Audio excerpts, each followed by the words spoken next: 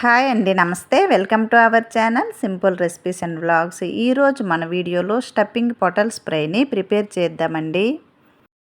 ఈ ఫ్రై అయితే రైస్లోకి చాలా బాగుంటుంది. ముఖ్యంగా చద్దన్నంలోకి అలాగే పెరుగన్నంలోకి ఇంకా బాగుంటుందండి. మరి ఈ ఫ్రైని ఎలా ప్రిపేర్ చేయాలో చూసేద్దాం. వీడియోని అయితే స్కిప్ చేయకుండా చూడండి ఫ్రెండ్స్. దీనికోసం అయితే నేను కొన్ని పొటల్స్ను తీసుకున్నానండి. ఈ పొట్లకాయలను శుభ్రంగా కడగాలి. తరువాత పొట్లకాయలను వీడియోలో చూపించిన విధంగా రెండు వైపులా తొడిమెలను తీయాలి. ఆ తరువాత వీడియోలో చూపించిన విధంగా ఇలా మధ్యలో ఘాట్లా పెట్టుకోవాలండి. ఇలా ఘాట్లు పెట్టిన తర్వాత పొట్లకాయలో ఉన్న గింజలను తీసేయాలి. ఈ గింజలను ఒక ప్లేట్లోకి తీసుకుందామండి. తరువాత చూడండి, ఇలా మిగతా పొటల్స్ను కూడా ఇలా మధ్యలో ఘాట్లు పెట్టి గింజలను తీసి పక్కన పెట్టుకుందాము. ఈ ఫ్రై అయితే చాలా బాగుంటుందండి. ముఖ్యంగా పెరుగన్నంలోకి చాలా బాగుంటుంది. మేము కూడా పెరుగన్నంతోనే ఈ ఫ్రైని తీసుకున్నామండి.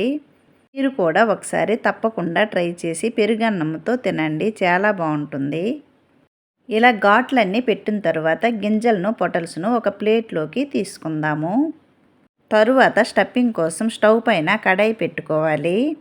తరువాత దీనిలో ఒక స్పూన్ వరకు ఆయిల్ను వేయాలి. ఇలా నూనె వేడెక్కిన తరువాత దీనిలో ఒక స్పూన్ జీలకర్ర, ఒక స్పూన్ ఆవాలు, అలాగే ఒక స్పూన్ మినప్పప్పు వేయాలి. ఇవి చిటపటలాడిన తర్వాత దీనిలో చిన్న చిన్న పీసెస్లుగా కట్ చేసుకున్న ఉల్లిపాయలను వేయాలి. తరువాత దీనిలో కొద్దిగా కరివేపాకు వేసి ఉల్లిపాయలు కలర్ మారేంత వరకు ఫ్రై చేసుకోవాలి. ఉల్లిపాయలు కొద్దిగా ఫ్రై అయిన తర్వాత దీనిలో టేస్ట్కి సరిపడా ఉప్పు, అలాగే ఒక స్పూన్ వరకు పసుపు, అలాగే టేస్ట్కి సరిపడా కారం, అలాగే హాఫ్ స్పూన్ వరకు గరం మసాలా వేసి వీటిని ఒకసారి ఫ్రై చేసుకోవాలి. తరువాత దీనిలో ముందుగా మనం పొటల్స్ గింజలను తీసాం కదండి, ఈ గింజలను దీనిలో వేయాలి. ఈ గింజలు మీకు ఇష్టపడకపోయినట్టయితే వీటిని స్కిప్ చేయొచ్చండి. కానీ ఈ గింజలను వేస్తేనే చాలా బాగుంటుంది. ఈ గింజలు కొద్దిగా ఫ్రై అయిన తర్వాత దీనిలో ముందుగా ఉడికించుకున్న బంగాళదుంపలను ఇలా మెత్తగా చేసి వేయాలి. తరువాత వీటిని బాగా ఫ్రై చేసుకోవాలండి. ఈ పొటల్స్ గింజలను ఇష్టపడితేనే వేయండి, లేదంటే స్కిప్ చేసేయండి. ఈ పొటల్స్ గింజలను బాగా ఫ్రై చేసాం కదండి, దీనిలో వేసినట్టయితే ఈ గింజలు మధ్య మధ్యలో తగిలి చాలా బాగుంటుంది. అందుకని నేనైతే గింజలతో సహా వేశాను. ఇలా ఈ దుంపల పొడి రెడీ అయిన తర్వాత దీన్ని దించి పూర్తిగా చల్లారనివ్వాలి. ఇది పూర్తిగా చల్లారిన తర్వాత మనం ముందుగా కట్ చేసి పెట్టుకున్న పొటల్స్లో ఈ దుంపల పొడిని వీడియోలో చూపించిన విధంగా కూరాలి. చూడండి, వీడియోలో చూపించిన విధంగా ఈ పొటల్స్ను మధ్యలో ఘాట్లు పెట్టాం కదండి, ఈ ఘాట్ల నుండి కొద్ది కొద్దిగా ఈ దుంపల పొడిని ప్రెస్ చేస్తూ పెట్టుకోవాలి. కొత్త వాళ్ళు ఎవరైనా ఈ ఛానల్ చూసినట్లయితే ప్లీజ్ సబ్స్క్రైబ్ చేసి సపోర్ట్ చేయండి ఫ్రెండ్స్. అలాగే ఈ ఛానల్లో మంచి మంచి రెసిపీస్ ఉన్నాయండి. మీకు ఫ్రీ టైం ఉన్నప్పుడు ఒకసారి రిమైనింగ్ వీడియోస్ను చెక్ చేయండి ఫ్రెండ్స్. ఇలా మనం కట్ చేసుకున్న మొత్తం పొటల్స్ని ఇలా స్టఫింగ్ చేసిన తరువాత దీన్ని ఫ్రై చేసుకుందాము.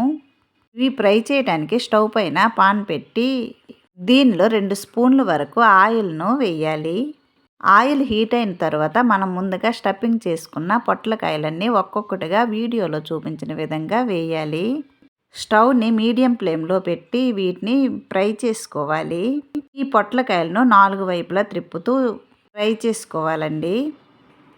చూడండి, ఈ వీడియోలో చూపించిన విధంగా ఇలా పొట్లకాయలను తిరగేస్తూ అన్ని వైపులా ఫ్రై అయ్యేటట్టు చేసుకోవాలి.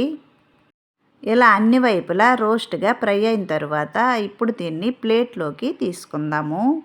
అంతేనండి, టేస్టీగా ఉండే స్టఫింగ్ పొట్లకాయ ఫ్రై అయితే రెడీ అయ్యింది. చూసారు కదండి, ఈజీగా టేస్టీగా ఉండే పొట్లకాయ ఫ్రై రెడీ అయ్యింది.